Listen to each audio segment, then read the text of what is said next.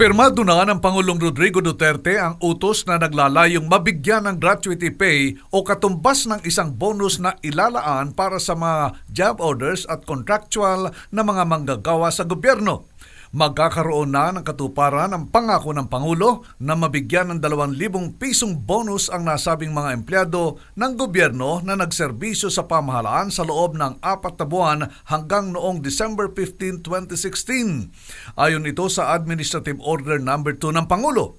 Hindi naman malulungkot ang mga nakabuo ng 4 na buwan na serbisyo pababa dahil naglaan pa rin ng tig-1,000 na gratuity pay bawat empleyado.